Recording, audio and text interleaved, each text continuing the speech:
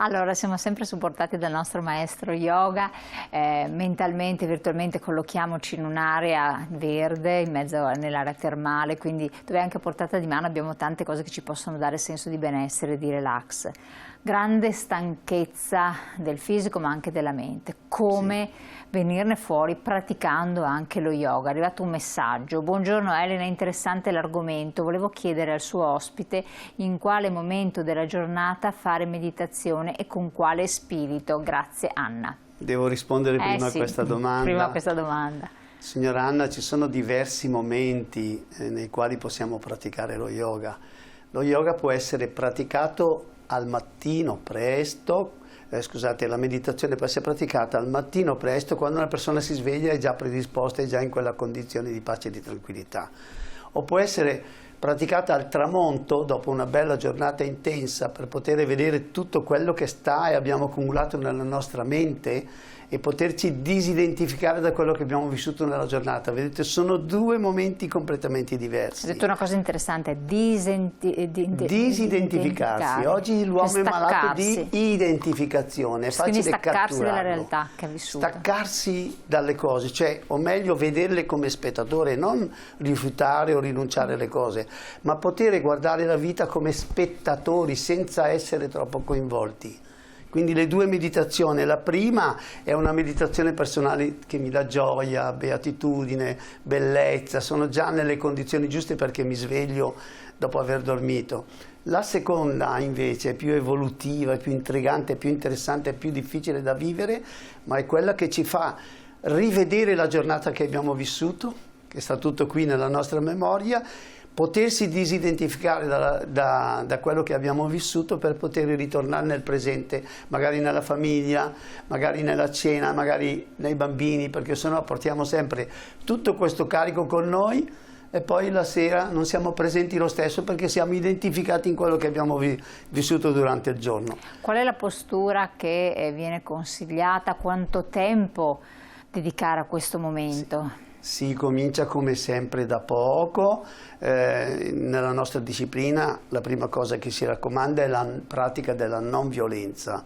Non violenza assolutamente, per cui gradatamente la tendenza è quella di avvicinare le gambe al corpo, perché nelle gambe c'è una certa quantità di sangue, quindi vedete tutti questi meditatori orientali in questa posizione, e perché così il sangue che sta nelle gambe, no, è come se lo spremessi, lo indirizzassi verso la parte alta del corpo, perché mi è più necessario, perché la meditazione principalmente si svolge in tutto il corpo, ma principalmente qui, nel nostro mentale, conscio, subconscio, in questi aspetti qua.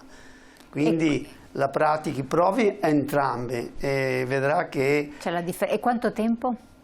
Va bene, si può iniziare da pochi minuti, poi il tempo ideale sarebbe di poter superare i 20 minuti, perché nell'ambito della normalità si è calcolato che per poter entrare nelle onde theta, che sono le tipiche onde della meditazione, normalmente ci mettiamo una ventina di minuti. Se lo metto come obiettivo, superare i 20 minuti per vivere una condizione un po' diversa. Mi ha capito? Chiaro, assolutamente importante. Allora, così abbiamo risposto al messaggio della signora. Ne è arrivato un altro messaggio. Pratico yoga da più di 10 anni e la consiglio a tutti. E poi cosa non dà poco, una volta appreso le tecniche, poi non costa proprio niente, ed è vero, infatti è vero, perché sono una cosa che puoi fare anche autonomamente. Oggi, no? Che andremo anche un po' in difficoltà economica, preparatevi un pochettino perché le cose sono un po' difficili. Guardate, ha detto una cosa veramente bella, non ci costa veramente niente. Ho preso le tecniche, vado da un maestro, lo seguo all'inizio e poi qualsiasi angolino della casa mi permette di meditare o di svolgere delle pratiche di qualsiasi genere. Perché lo yoga si occupa dell'essere vivente in maniera integrale, quindi parte fisica, parte emozionale, parte mentale. Ecco, questo percorso, che è un percorso molto veloce, perché poi ovviamente uno che viene seguito da un maestro yoga, magari come lo fa lei, oppure fa dei corsi, durano sempre, tutto l'anno, una volta 2 settimane, insomma a seconda dell'intensità. Questi percorsi però che vengono fatti concentrati, no? In queste settimane zen in cui lei è presente, dalla Lombardia, da Pavia dove vive, viene qui da noi, per cui li dedica anche ad insegnare e a darci dei suggerimenti, dare dei suggerimenti agli ospiti. In che cosa consistono questi apprendimenti succosi, quindi, e che funzione hanno? Vede, Elena, sono maestro di yoga, maestro di Ayurveda, però guardi, anche l'idraulico che viene a casa sua un maestro, con sé porta un'esperienza. Lei non è riuscita a sturare, scusate, vi sembra povero l'argomento, ma è perché ho un obiettivo. Anche lui viene a casa sua, lei ha tribulato giorni e giorni per sturare quel lavandino, arriva lui in un attimo, veramente, in pochi istanti, stura il lavandino. Perché lo fa? Perché ha tanti anni di esperienza. Quindi quando noi abbiamo questa opportunità di incontrare dei maestri, in pochi giorni, in poche ore, questi maestri possono trasmetterci tutta la loro esperienza. Facciamo un corso veloce, non c'è come star vicino a una persona che ha esperienza per poterla. Naturalmente se ho imparato ad ascoltare, se ho imparato ad osservare, se ho imparato a riflettere, no? Allora posso avere delle istruzioni e applicarle per tutta la vita. Che cosa coglie nelle sue numerose sessioni che ha avuto con persone che magari sono anche turisti in questa occasione come problematica principale? Quindi quali sono i nodi che devono essere principalmente sbloccati? Quindi come ha modulato anche i suoi interventi, li modula? Naturalmente ci sono delle difficoltà fisiche di ogni genere, magari frutto di tensioni che non sappiamo neanche di conservare. Perché ci sono posture che devono essere adottate.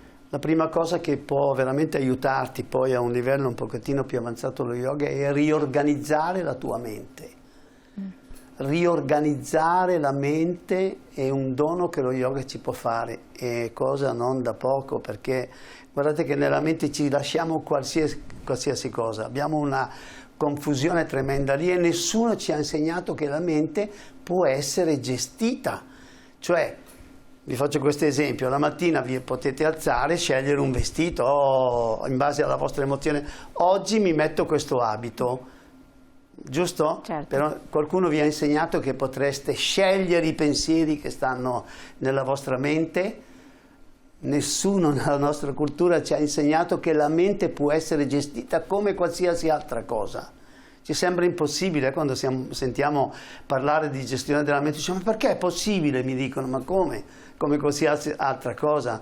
Io sono qui in questa vita per imparare cosa fare delle cose, quindi devo imparare cosa fare della mente. Guardate che prima stavamo dicendo con Elena una cosa molto importante, che le persone oggi si presentano e ti dicono come sono stanco, perché non capiscono neanche il perché questo strumento consuma tanta di quell'energia che voi non avete un'idea. Quindi siamo stati lì 2 anni a elucubrare, a pensare, a preoccuparci, abbiamo consumato un sacco di energia, poi alcune persone vengono da me, maestro, sì che in questi 2 anni non ho fatto niente, ma sono stanchissimo. Certo, la tua mente consuma. Quindi riorganizzare la mente è il dono più grande che vi può fare lo yoga. E questo si riesce a fare anche in poco tempo, perché basta dare come lei diceva, dei principi cardine da seguire e poi da praticare. La medicina ayurvedica, abbinata allo yoga, lei anche da tantissimi anni che la segue e riesce anche a proporla con le dovute naturalmente modalità alle persone. Sì. Cos'è la medicina ayurvedica? Sono inscindibili, hanno le radici nella stessa cultura, per cui si occupano dell'uomo, della sua salute, del suo benessere. Il benessere non è soltanto un benessere di tipo fisico, come abbiamo già accennato, è un benessere fatto su tutti gli strati del nostro essere. Ecco, la medicina ayurvedica io a volte la definisco come la naturopatia più antica del mondo, perché è stata la prima, se qualcuno ha voglia di definirla medicina, va bene, ecco, allora usiamo questa parola, è la prima medicina a presentarsi in maniera organizzata su questo pianeta. è molto naturale, si ispira alla natura, va bene, tutte le medicine è indispensabile che si ispirino alla natura, anche la nostra, la medicina allopatica o detta medicina greca che viene dalla Grecia, si rifaceva un po' ai pensieri dei filosofi greci, all'interpretazione della natura che i filosofi greci davano. Ecco, quella dell'Ayurveda è una interpretazione un po' sua, un po' particolare, un po' interessante, in cui parte fisica e parte non fisica non vengono considerati separati, per cui per stabilire veramente la salute in una persona bisogna occuparsi non soltanto della sua parte fisica, ma della sua parte emozionale, della sua mente. Ecco. Quindi, ma la medicina ayurvedica usa anche dei fitofarmaci, quindi delle erbe? Sì, sono, come li ha definiti benissimo lei, fitofarmaci, cioè sono degli aiuti sotto forma di erbe, di conoscenza, di utilizzo di erbe. Di conoscenza, ha fatto bene a dirlo perché non fai da te. Sì, non è un fai da te, no. Raccomandiamolo. È frutto di conoscenza che possono, la filosofia dell'Ayurveda è quella non di sostituirsi agli organi, ma di affiancarsi per aiutarli, perché gli organi devono funzionare da soli piano piano, quindi quando abbiamo un handicap, ecco che la medicina indiana si avvicina e ti aiuta a ritrovare la strada per far funzionare questi organi anche con l'apporto dei fitofarmaci. Quindi lo scopo è sostanzialmente tra medicina ayurvedica e anche l'applicazione dello yoga e queste tecniche olistiche di far sì che poi si torni ad essere, tra virgolette, normali, non sempre dover vivere con altri apporti, con altre cose. Senza dipendenze. E senza dipendenze, bravissimo. C'è un messaggio: se lo yoga fosse stato praticato dai presidenti di Stato, forse gli scenari internazionali non sarebbero quelli attuali, così credo.